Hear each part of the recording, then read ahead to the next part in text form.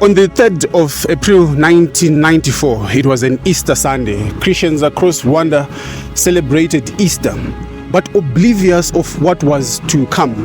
On the 6th of April 1994, around 8:20 and 8:30 p.m. thereabout, the aircraft carrying Rwandan President Juvenal Habyarimana and the Burundian President Cyprien was shot down as it approached Kigali International Airport. All who were on board perished. The night of the 6th of April, roadblocks were erected throughout Kigali. Political leaders, peace activists, and many civilians were targeted and massacred. On the 7th of April 1994, the genocide against the Tutsi officially began. Organized mass killings spread rapidly from Kigali to the rest of the country. Between April and July the same year, the genocide continued for approximately 100 days, during which an estimated 1 million people were killed, primarily the Tutsi, and also the moderate Hutu were murdered. On the 4th of July 1994, the Rwandan Patriotic Front, known as the RPF, captured Kigali. The genocide effectively ended as the RPF gained control of the country and established a new government. We are here at the Kigali Genocide Memorial Center. It is Rwanda's national memorial dedicated to the victims of the 1994 genocide. It was established to preserve the memory of those who were killed, to educate future generations, and to promote healing, unity, and commitment that such a tragedy should never happen again. It is the final resting place of more than 259,000 victims. Many of them were recovered from different parts of Kigali and surrounding areas, while others could not be individually identified because of the nature of the killings. They were just buried here under mass graves. Their remains were collected, preserved in a dignified manner, and laid to rest. This site also honors the country's victims whose bodies were also never found. Beyond the burial grounds, the memorial tells the story of the genocide through exhibitions, survivor testimonies, photographs, personal belongings, and historical records. Its consequences of hatred and division, while calling every visitor to uphold human dignity, peace, reconciliation, and protection for all people. My name is Father Metuli Lanelemoyo of the Catholic Diocese of Gweru, reporting for Social Communications here in Kigali, Rwanda. Good afternoon, sister. My name is Father Metuli. I'm from Zimbabwe, as you see. Good afternoon, Father. Maybe if you can introduce yourself for our viewers. Okay, thank you, Father. Mm-hmm. My name is Sister Mary Josepha Mukabayire. Mm-hmm. I'm Rwandese. Okay. I've been here since I was born. Oh, okay. I went through the genocide. Mm-hmm. Mm-hmm. I have some details and okay. Anything you want to know, I'm ready to answer. Oh, that's okay. Before we go into your personal experiences, I've gone through the Genocide Memorial. I only managed to go through the first part. I failed to go through the second part after seeing pictures and some actual videos of what happened. I must say, at some point I watched a movie called Hotel Rwanda. I thought I'd seen it all, but only today I realized that that was only a movie and this is the reality. Can you please take us through your experiences about the genocide? Maybe let's begin by saying, how did it even start? As I was reading what is in the museum, I realized that it is said initially Rwanda had about 8 or more tribes until such a point where they were reduced to 3 tribes and part of the distinction that was made between the Hutu and the Tutsi was when the colonizers, were they Belgians, I think, when they said that everyone who owned 10 cattle and above was categorized into one clan. Take us through all those experiences, maybe starting by telling us how old you were when everything about the genocide began. Take us through, sister. Okay. When the genocide began, I was 36 years old. I was in charge of a clinic, and but the preparation, we saw it and we heard it, but we could not think it would be the reality.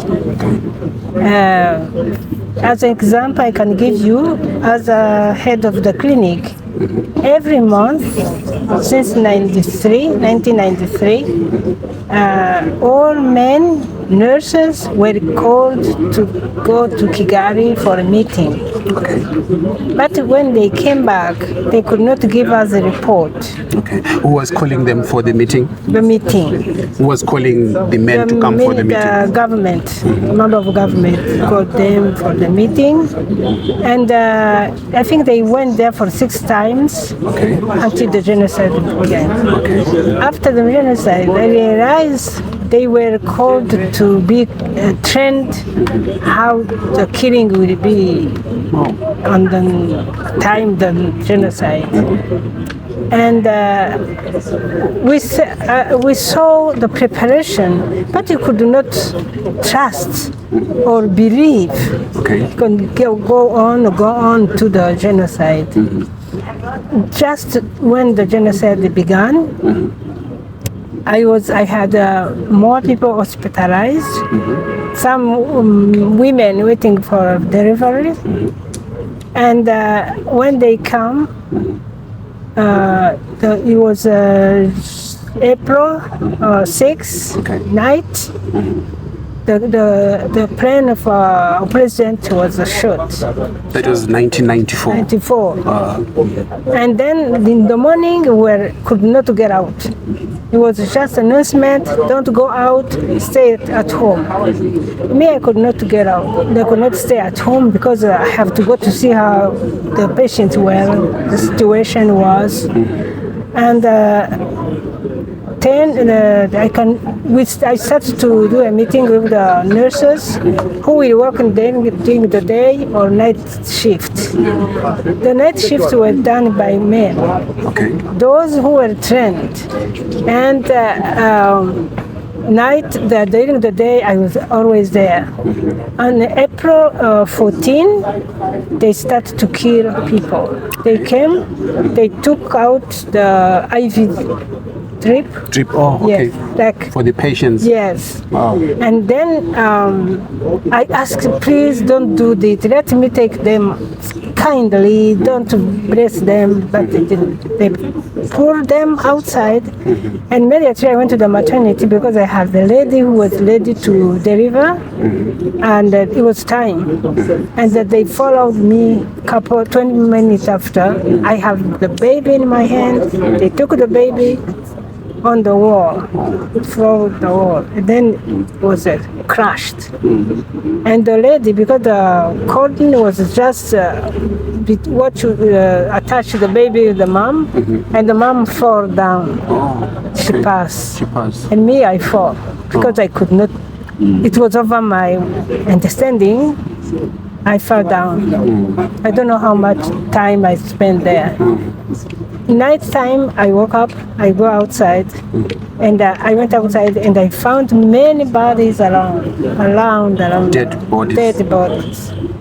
I fall again because it was I don't know how to say, I could not continue to move. At night again, me around the one, I saw some people trying to scroll down, and they went together to the forest. And the journey was too long. Since the 14, the genocide ended up where I was, June 30th, or the time we were squid. Yeah. So these were local men from Rwanda who were killing under Rwandese. Yes. Specifically, it was the Hutu tribe that was killing the Tutsi tribe. How did they identify whether one was Hutu or not? As the memorial place, you see the history. Before, the Rwandans was one person under one king. Okay. They could not say you are Hutu. They were no Hutu. They were kind of tribals. Okay. All of them were equal. As you said, when you have more cows, it could be Hutu or whatever. The Hutu were not there, but the tribe. Okay. And then when the colonizers came, they find I don't know how they make the difference. The tall people, nose, long nose, whatever. They start to measure the nose, to measure the. Oh yeah, I saw a metal thing for me. Yes. Okay. And then they made a difference: the Hutu, the Tutsi, and Twa. So, who gave these names? Where did the names come from? The names comes from the colonizer helped by the people who were their own translators. Yeah. So how did you survive yourself when people were tortured and massacred? You are here today. What happened? They left you because you belong on. It's just the grace of God. It was not time to go for me. Not because I did something special. No, it was not my time to leave this world. I was saved to be a witness and to do the best I can to say thank God and to continue to carry the witness. And for me, the main reason to survive is to be resilient and to forgive. To forgive. Yeah. From where I come from, there is a belief, which is a myth, but it is so vivid in the lives of other people. And as a church, it's something that we're also struggling with pastorally. There is a belief that if I kill someone myself, their spirit can come back to revenge the killing. It's not a psychological trauma, it's a reality in the lives of the people. Yeah. Some of these people who come, it's called kufuka. Kufuka would literally translate as seeing a dead person coming up, not physically sometimes, but you just see them, you just see that they are present. I'll just say a mystical presence. And there's an element called ngozi. Ngozi is whereby the spirit is tormenting not just the person who killed, but the whole family. It can span even for generations and generations. Now, help us understand your experiences here in Rwanda. After all these mass killings, whereby over 800,000 people were killed. It's 1 million. 1 million. Even though 1 million, it's over. Because at my place, for example, there are more than 1,000. A small village. If we can add those. There's some family disappeared. There's nobody to give testimony. We don't know. Some don't. So those there are numbers. more than a million plus. So considering that all those people were massacred, yes. Do you have any knowledge after the genocide that there were these apparitions? Maybe I shouldn't even call them apparitions, because apparitions is more of the language of the church in the good side. Do we have the experiences whereby people are being avenged by those they killed? Maybe places that are haunted, that when you go there you see that spirits of dead people are haunting this place? I don't think so. What you will see is trauma. Trauma can be in many ways, in many pictures, if I can. For example, you can make a dream. You see the whole story about what happened. But it's not really the people who, or the picture of after the dream, you see, this is the reality, what I went through. What about when we take away the dream, then we take away the trauma that someone is just being traumatized because of what they did.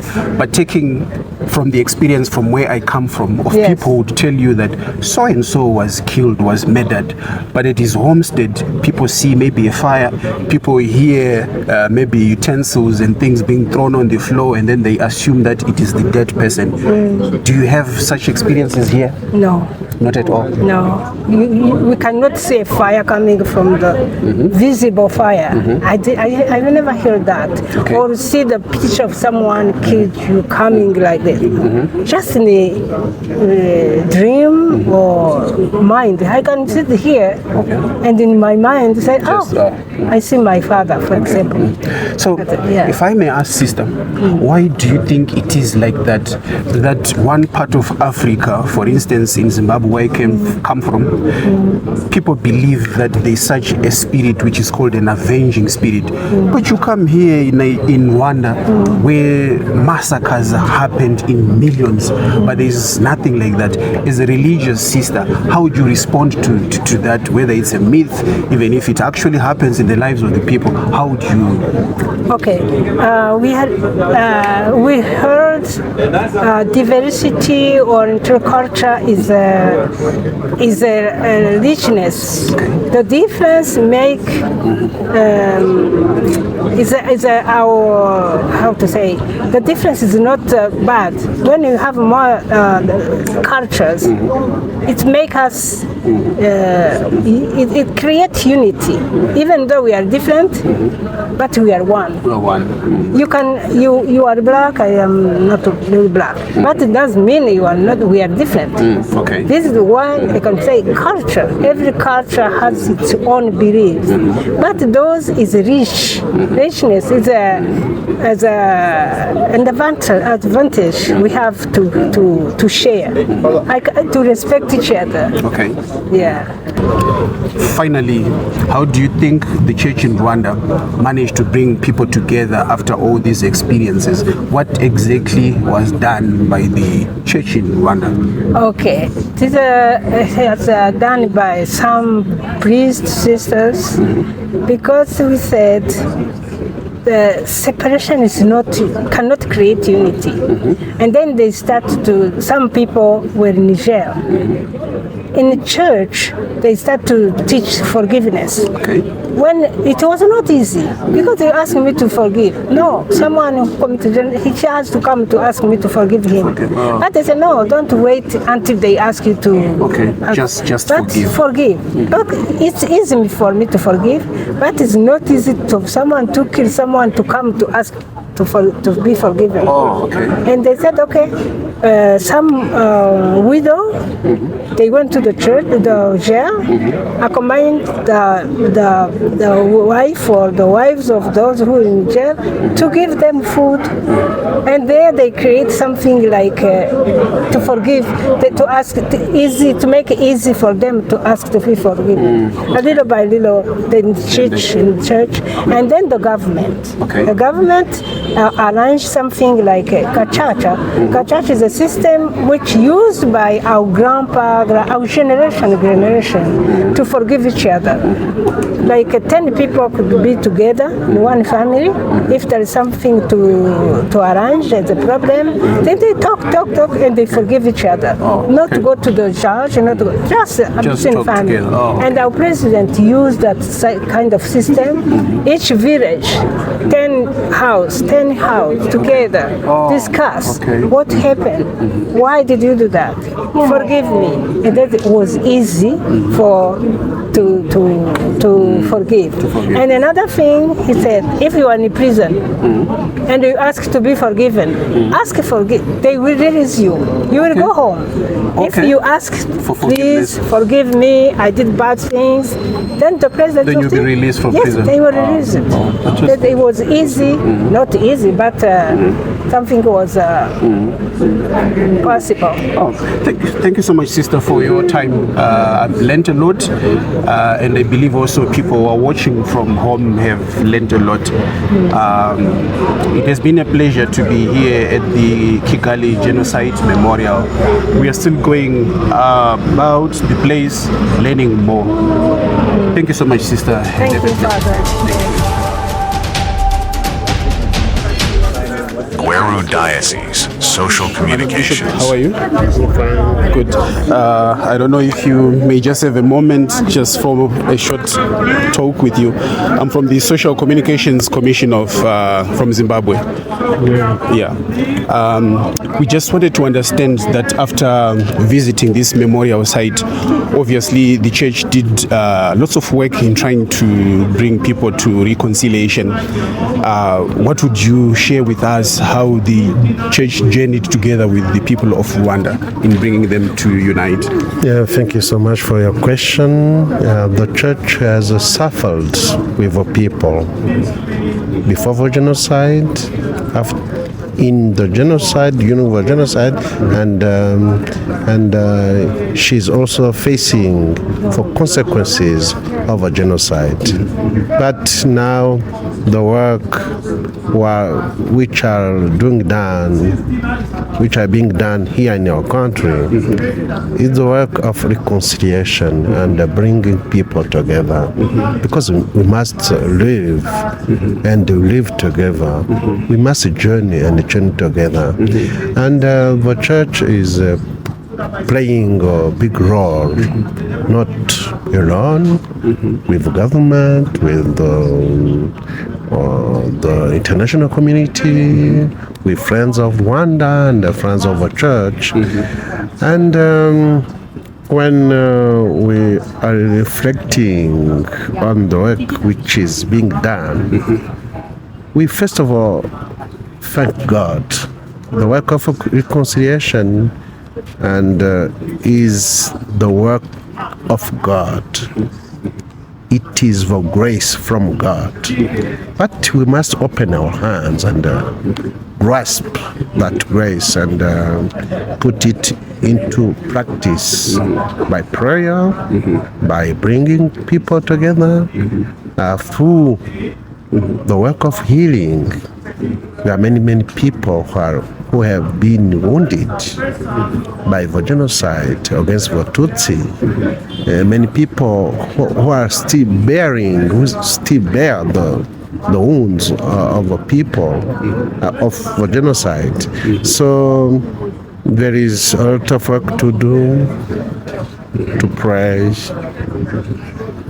to ask for God's merciful love and grace, to receive with open hands that grace, and to do that work of reconciliation together, joining hand together, and to help people to be healed. But it is everyone who has to be healed, because everybody has been affected. Has been affected, and everybody, I think, that can have been traumatized by this tragedy of genocide. So the work of healing it is not the work for individuals. It is the work for the whole society, even inside the church. So we are very, very grateful for the work which has been done. There are many encouraging signs of renaissance, of healing, of being together and journeying together. We have a long way to go, and the work of reconciliation is a lifelong journey and work, and but we do hope that we are going to go forward, and we do need the support of everybody, and every church, every friend of ours, and of the whole international community. Obviously, this journey has not been easy. At some point, the church itself was wounded, so it has to heal, but it is also wounded. What could you say have been the challenges that you faced as a church towards this journey? Yeah, the first challenge I think was the sadness, even inside the church. Those the wars which happened has challenged the long work of evangelization. The good news was preached. People were baptized, engaged in pastoral work, but this happened. I think that, for me, the first challenge was that sadness and somehow kind of shame.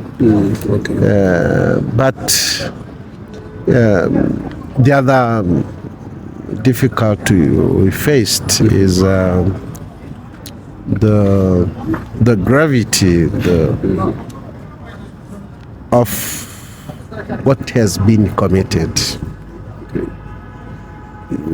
We went far. It was so bad, so heartbreaking. It took many lives. So we were wondering if we would overcome that situation and come from the ashes of death and to reconcile people who took part in killings of their neighbors, their brothers and sisters, and the victims. It has been very hard. And the other challenge was and still is the challenge of the truth. There are some people who don't have the courage to recognize their own role they played. And so the work of the truth, and the truth is, I think, the basis of reconciliation. So there are many challenges, and we also faced the challenge of a big number of orphans and widows and vulnerable families, and so because lives were destroyed, material things were destroyed, houses and everything was destroyed. So we had to build first of all the human being, started by her heart, and it is not easy. But as I have already said, there's something which has been done by the grace of God, by the will of the community, by our political leaders who do believe in reconciliation, and so on. And we are very grateful, and even very proud of where we are now and where we want to be tomorrow. Thank you so much, my Lord Bishop. We're quite happy that you ended on a very lighter and smiling note, after saying that now you are proud that as the church and as the community have managed to journey together towards healing. From Zimbabwe, we wish you a happy healing, regardless of all this you've said. You have a beautiful country. So calm, thank you so much church. for the appreciation, and please convey my brotherly greetings and Christian greetings to our brothers and sisters of Zimbabwe. I will definitely do so. Thank you so much, my Lord.